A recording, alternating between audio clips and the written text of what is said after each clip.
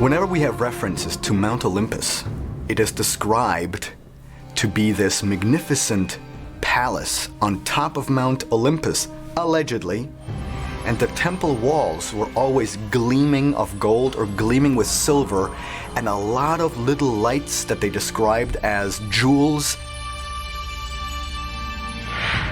Well, if you look at that from a modern perspective, what if that place, Mount Olympus, wasn't necessarily the top of a mountain, but it was in fact a spaceship? Because it is described how sometimes there was a big rumbling with Mount Olympus and the entire top lifted off. So is it possible that the lightning bolt and the trident is some type of a direct energy device? Apollo, who tells the Greeks, okay, I've got to go see some other people, I've got to go and teach them. And they're like, well, where are you off to? And he's like, well, I'm actually going to a place that's beyond where the north wind comes. It's the land of the Hyperboreans. Right there we have a correlation, a connection, because not only does Zeus have the thunderbolt, but what does Odin have and Thor? They have a hammer. Thor has a hammer with which he can smash things, destroy things, and, you know, the hammer idea is pretty close with the description to the lightning rod that Zeus has. When all these encounters happened, and when women slept with those gods, which can be found in multiple texts all around the planet, that those women actually had sex with extraterrestrials, not with gods, because gods do not exist.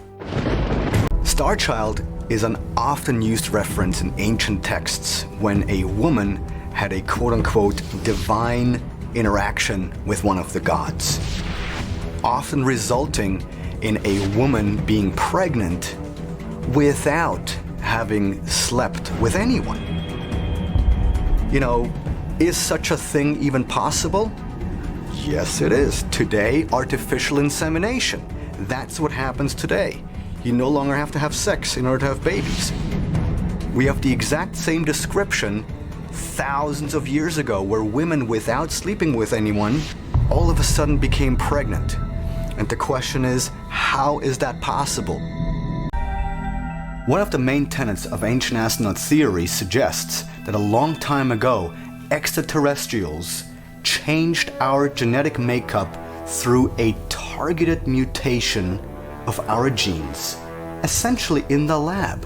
So they took a couple of human beings, altered their DNA, then reinserted those people back into the population, so through procreation, those people would pass on those new genetic alterations to the entire population. Homo sapiens have been around for 300,000 years, and only in a few thousand years, our brain size essentially tripled.